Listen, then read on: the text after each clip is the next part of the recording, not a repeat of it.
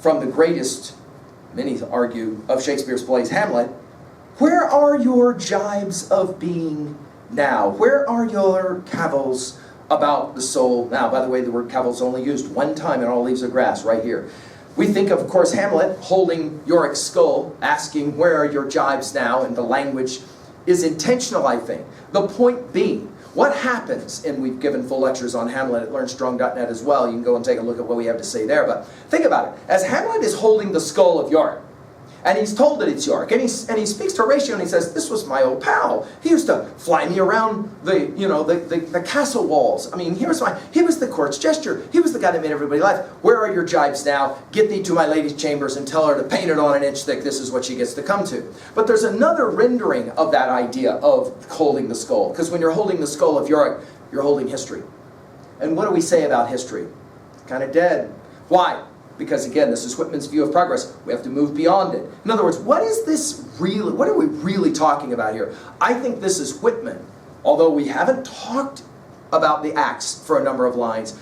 The axe is symbol, and we're about to get back to it. But the symbolism here is we are building something that will transcend history. Beyond European history, America is going to be different in some fundamental way. And that is what, for Whitman, is foundational. And in the end, the American approach will transcend all of the old school European theologies, tuitions, societies, traditions, statute books.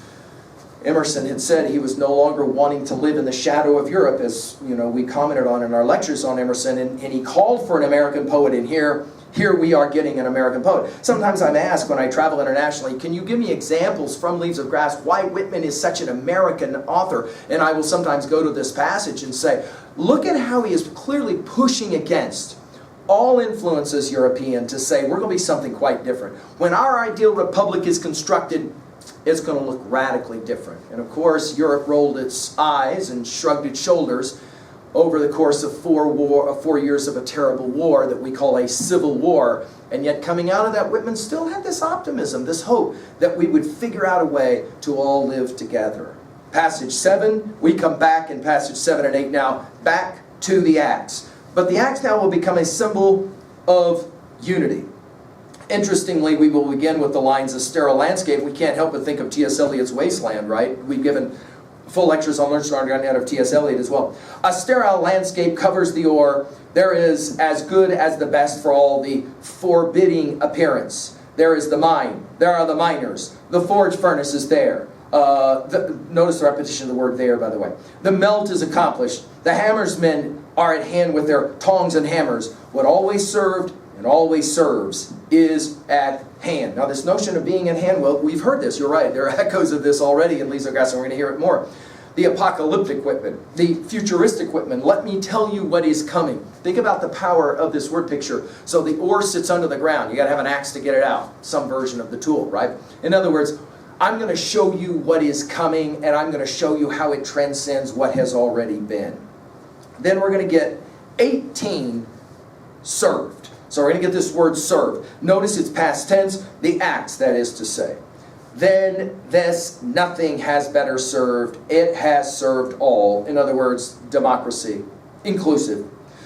Served, now we're talking the axe itself. Served the fluent-tongued and subtle-sensed Greek, notice capitalized, and long ere the Greek. I think Whitman knows, I told you guys in earlier lectures, hey you guys, Whitman is having so much fun writing these poems because I think he knows exactly what he's doing in regards to Plato and the Republic, and here it's the Greeks. In other words, America will transcend the Greeks, everything that the Greeks did. Served, the axe served, in building the buildings that last longer than any, served the Hebrew, the Persian, the most ancient Hindu esthene. Now this word is only used one time in all of Leaves of Grass.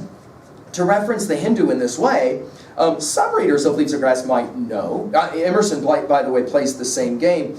But very unusual because many American readers of Leaves of Grass would say, what is this Hindu? What are you talking about here? And of course, the practitioner of the Hindu faith is going to be something that we know a whole lot more about than did Whitman's readers. Served, back to who else used the axe? The mound raiser on the Mississippi. Served those whose relics remain in Central America. Served Albic temples in woods or on plains. This is English from Albion, the ancient name for England.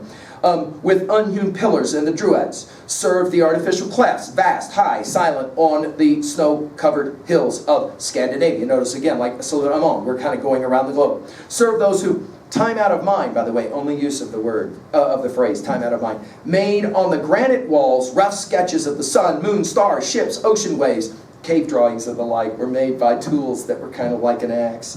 Think about the power of that. Whitman talks about cave drawings led to me. And now, many, many years later, here we are reading, can we say it? Whitman's cave drawings? Fascinating.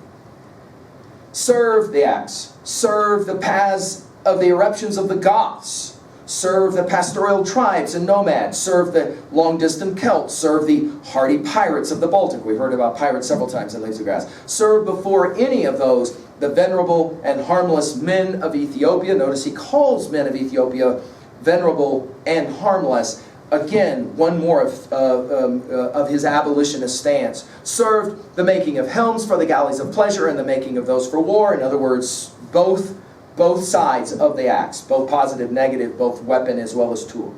Served all great works on land and all great works on the sea. I told you guys when we did Song of Myself, passage 46, 47, that those two word pictures are constantly there, on the land and on the sea. Served all great works on land and all great works on the sea. For the medieval ages and before the medieval ages, served not the living only, then as now, but served the dead. There is some way to think about this idea that history is in some ways the past and therefore dead. And then all of a sudden we jump to passage 8, the IC section, sometimes referred to because 9 times we're going to get this IC. And then from dead to be the last line of the last word of section 7, now to our last section that we'll talk about here at 8. I see the European headsman. Now, notice the word European. Capitalized. Symbolic of what? Well, all things Europe. What's a headsman? Well, capital punishment, corporal punishment. You just got down on your knees, you laid your head on a stone. You can visit it in the Tower of London if you wish the next time you're in London to see it. And then a large axe will sever the head. Now, to do that, you got to have two things. You got to have a strong axe that's sharpened blade, and you got to have a very strong person who in one cut can take care of the head. If you don't, you got some serious issues that people didn't want to have to witness in terms of multiple strokes to try and get the head off and all of that. It is a grotesque image, and yet here it is sitting right in the heart of this song of the broad axe. I see the European headsman. He stands masked, clothed in red, with huge legs and strong naked arms. We've commented on the use of the word naked in Leaves of Grass. And leans, of course, takes us back to his use of the word leaning all the way back to Song of Myself, passage 1. On a ponderous axe. The word ponderous is an interesting adjective here.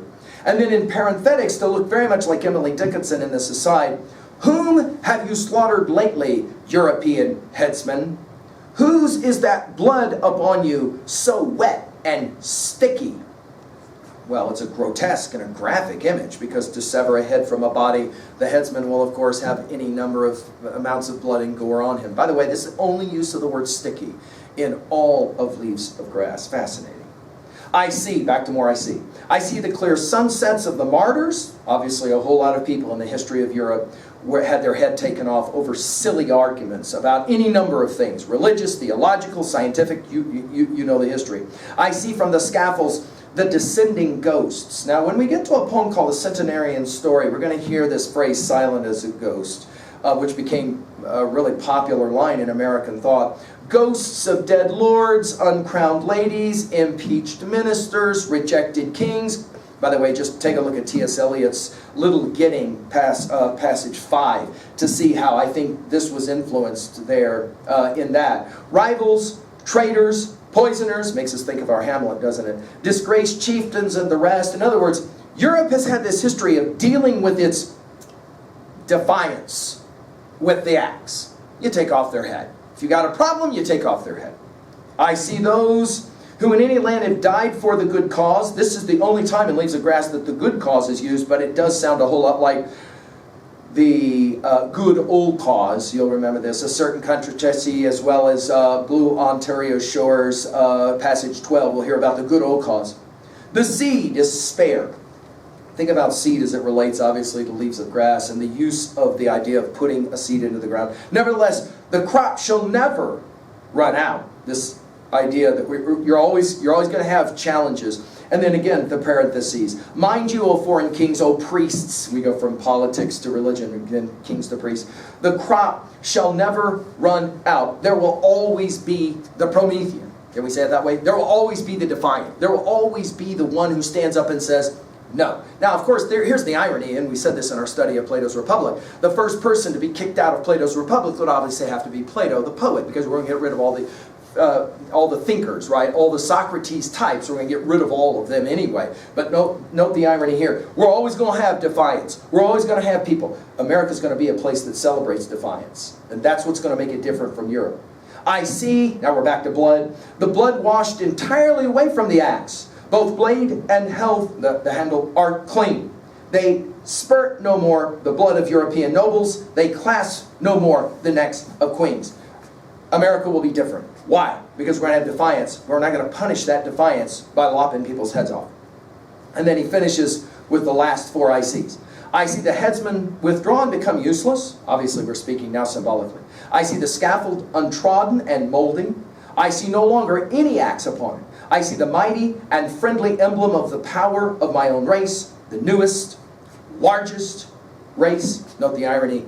Earlier he said it's not a matter of size, and yet here now he'll say, part of our democracy will be that we find ways to live with each other in spite of our differences. Oh man, was Whitman hoping that we, America, could avoid this terrible contestable war. He longed for this ability for us to all be somehow together, united. Well, how are we going to finish this section of 5 sections at 2a? Well, obviously the great spirits will determine the evolution of the greatest country for Whitman, America. At 2b, the axe as a symbol of unity. Notice so many different symbols here, though.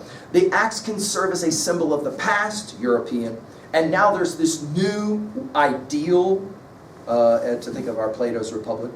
Speaking of Plato's Republic, obviously at 3a, we've got that going on. We've got, I'd like to think about Sandburg's Chicago as being a corollary to this, the celebration of the great city. I'd also like for us to go, though, to Goethe's Faust, who is that transcendental character. We said this in lectures on Faust already at learnstrong.net, who is defiant in every way. He's always the seeker, always looking for the next kind of experience. Obviously, we can think of Tennyson's Ulysses, to follow knowledge like a sinking star beyond the utmost bounds of human thought.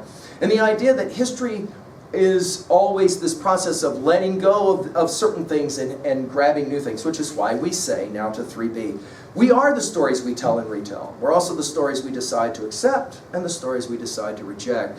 But I want to ask you now to think about the country that you call your home as Americans.